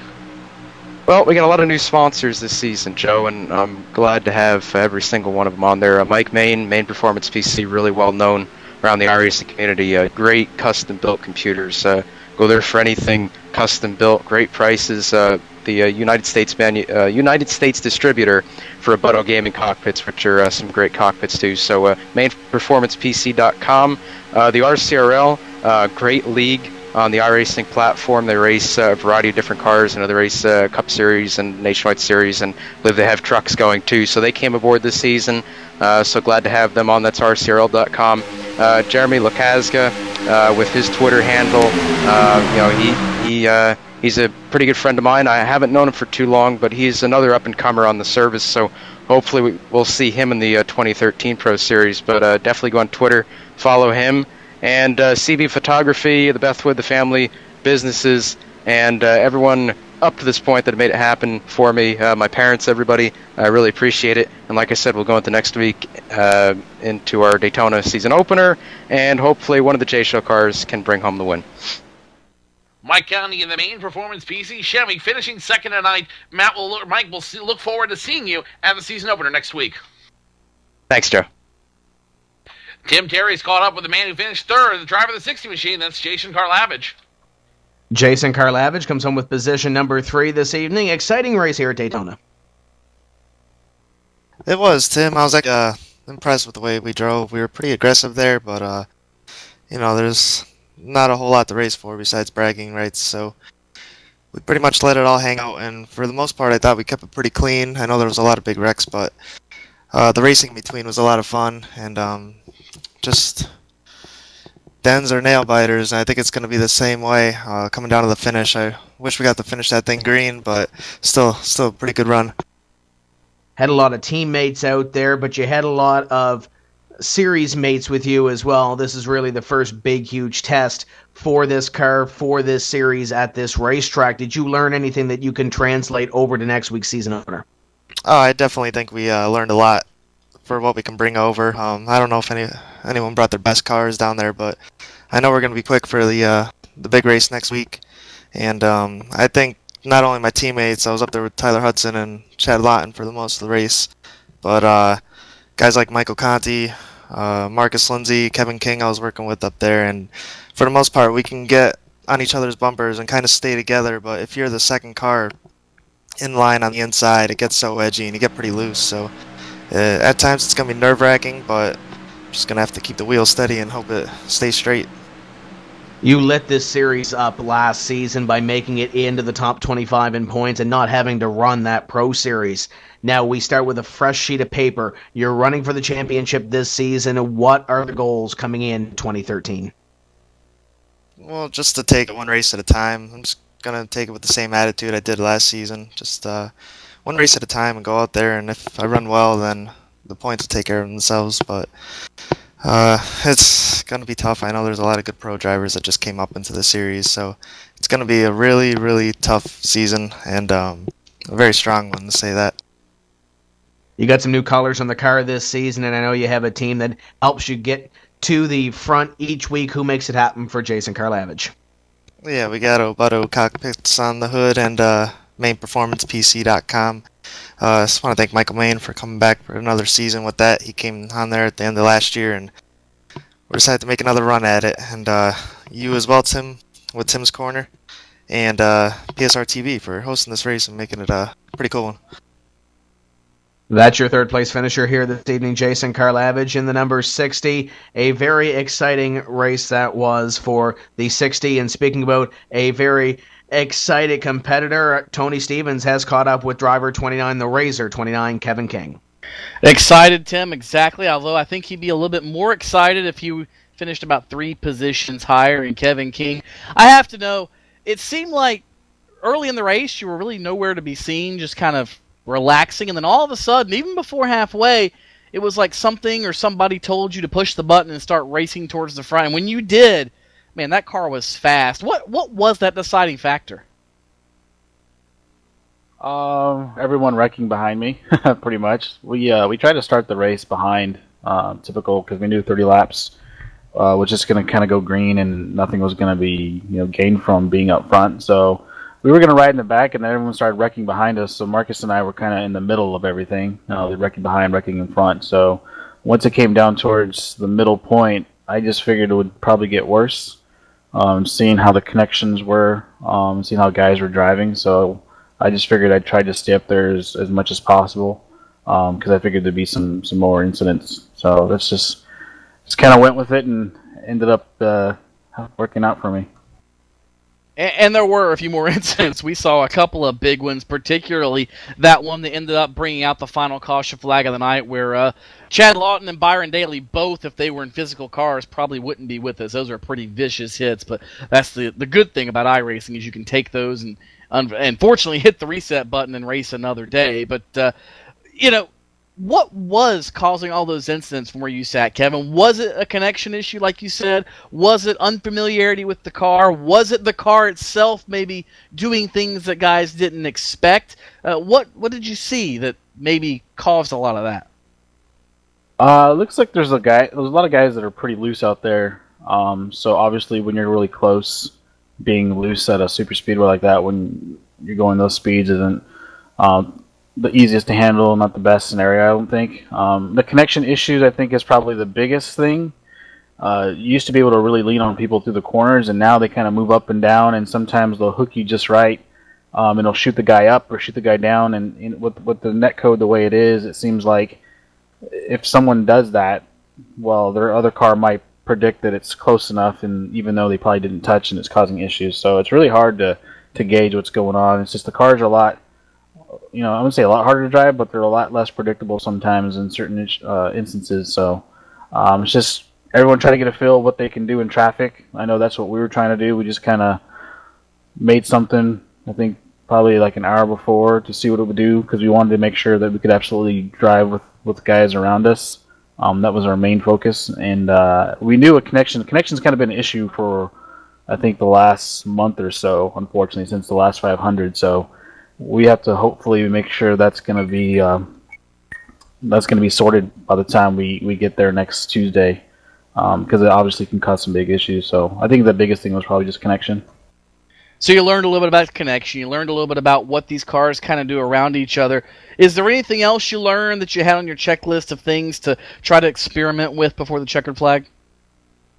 Yeah, I don't really like running too many super speedway races. I just think they're kind of a crapshoot, and it's really hard to get things done by yourself, so it's frustrating.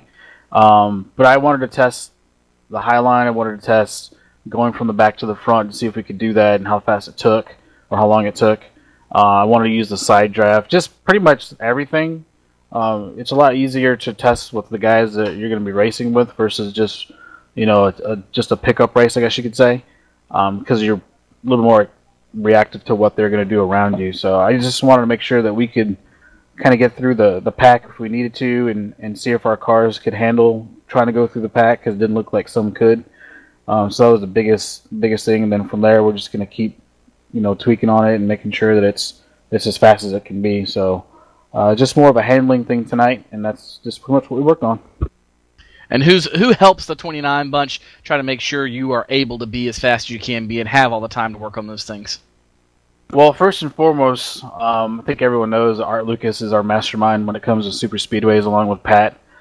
They come up with some pretty incredible things, and I can't thank those two guys enough, because I have no knowledge about super speedway setups, and I've never had knowledge, and those two guys really help us out immensely. So I can't thank them enough, because without them, obviously, you're just using fixed fast pretty much. So those guys, of course, Marcus, Carson, Robert, the other guys who help us out at our team. There's only about 5 of us this season, which is probably seems like a fourth of everyone else's team. Seems like everyone else is about 10 or 15 guys now. So I kind of like the smaller group of guys. We don't really have to fight as much over things. So especially, big thanks to those guys. Razor, Alpine Stars, Hot Tamales. Who else do I have? Of course, my wife, my little one, and Tim Terry. Of course, I have Tim Terry's logo on there, which unfortunately you guys didn't get to see my paint scheme for some reason, but I had him on there. And let's see, you guys for putting this on, and of course everyone who watches and supports the series, and iRacing for allowing us to do this every once in a while. That's Kevin King, finishes 4th tonight in his number 29. 5th place finisher Brian Blackford standing by with Joe Cortez. Brian Blackford comes from 23rd in the field on start to finish 5th. Brian, I know you didn't take time out there with everybody else. Did you anticipate running that far back in the field and then finishing in 5th place? To be honest, no.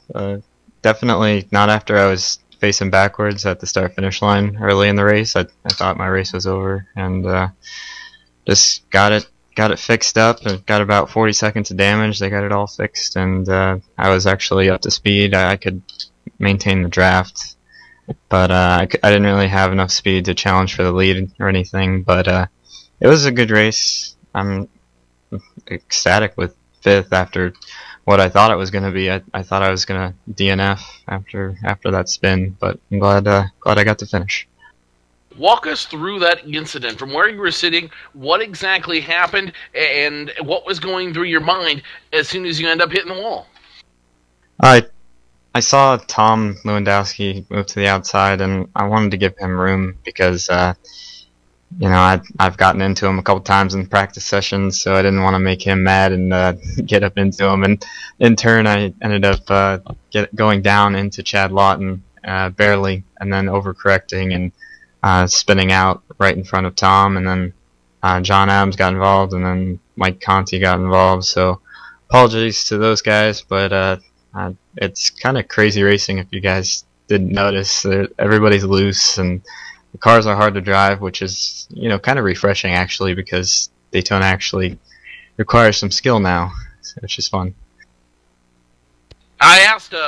I asked Mike Conti this earlier. What is the big difference between the COT Class A car and this new Gen 6 car? He said that it was a little bit harder to drive, and then having that less downforce as a speedway being a little more challenging from where you were sitting.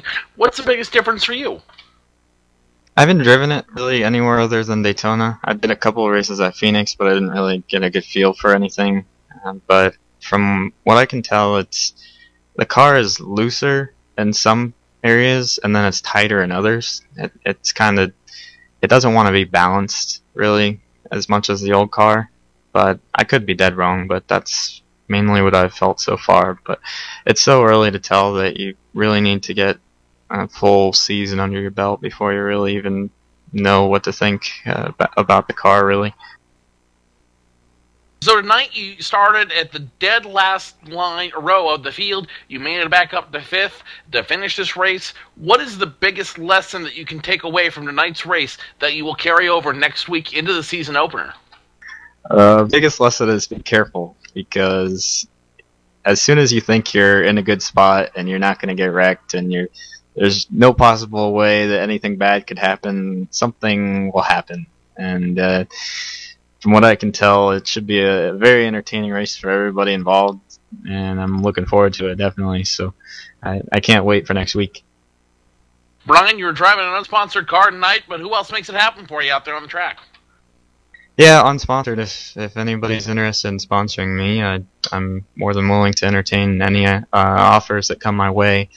But I've just got to thank my friends over on the Ask Horse TeamSpeak, MCR Racing, Byron Daly, Jordan Hightower, Chad Coleman, Landon Harrison. All those guys are really fun to hang out with, and the setup needs a little work because it seems like it's a little loose, but it's pretty good from what I can tell. So big shout out to those guys for at least giving me something to drive, and thanks to you guys for broadcasting this. I had no idea it was broadcasted, but it's pretty cool that we finally got the shootout this year, and hopefully next year it'll only be even more exciting and a little more official.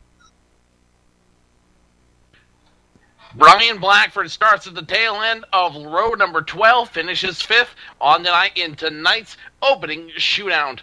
Brian, good luck to you next week in the season opener. Thanks, guys. Tim Terry, back up to you. Final thoughts before we close this out. Tony Stevens, this is going to be an exciting season coming up for this NASCAR iRacing.com Series World Championship. Oh, absolutely. I mean, we've already seen one driver in Tyler Hudson who picked, even though it doesn't really count, in your mind, it counts. It's a big confidence booster for Tyler Hudson to be able to win one of these races. He might be a threat here at Daytona next week, and we saw a lot of guys with very fast race cars, but I think we heard two recurring themes throughout, particularly the post-race interviews. Number one, loose race cars. You've got to get these cars under control to have them underneath you at the end of a run, and when you try to maneuver around traffic to try to get the victory. Number two, you need to make sure you have a solid connection. And, sometimes there are things beyond your control, but you have to race with that in mind. So does that mean that hole that virtually is 10 foot 6 inches wide for a virtual 10-foot car, you might be able to fit through it, but does that little bit of net code that you worry about prevent you from trying to take that chance, or do you go ahead and do it? And I think that might be in the back of a lot of people's minds next week at Daytona when you're running these high speeds so close together that maybe, just maybe, some guys will think twice before making that move, and you might be a little more calm than what we saw tonight, or you never know, it could be a complete bonsai, insane 100 laps. We really don't know till we throw the green flag, and I think that's going to be the cool part about next week at Daytona, Joe. You know, Tony, I think you said it best right there. We have no idea what's going to happen. For a lot of these drivers out here, this was really the first practical chance they got to test things in this car, to see where it would go, to see how it would react when you go 2 wide, 3 wide, even 4 wide in some situations, which I'm sure they will be doing at some point next week. So today you really saw the first true field test of this Gen 6 car. You got a feel for what it's going to do, for how these drivers are going to try to manipulate it out here, and what, if tonight is any indication of what we're going to see between now and the end of the season in October, I think we are arguably in for the best, the closest, the tightest in points season of the NASCAR iRacing Series World Championship ever in the history of it. We are in for a great ride this season on PSR TV, iRacing Live, and of course our new partner at the Motor Racing Network.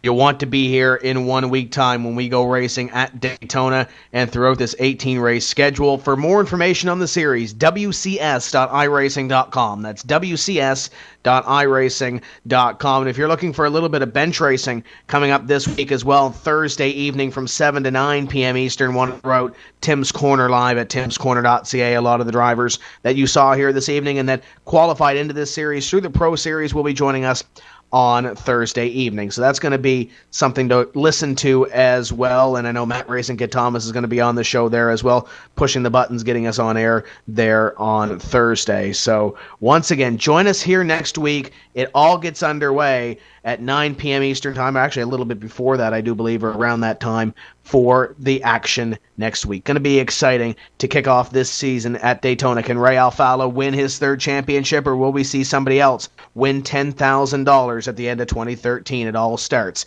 next week. That's going to do it for us here at PSR TV and iRacing Live. So for Ilka Happala, Ian Bushing, Zach Stanko, Matt Racing Kid Thomas, Chuck Johnson, Joe Cortez, Tony Stevens, and I'm sure I'm missing a bunch behind the scenes. My name is Tim Terry, saying we will see you in 1 week time when we say let's go racing from the Daytona International Speedway. Keep the hammer down, and we'll see you at the track.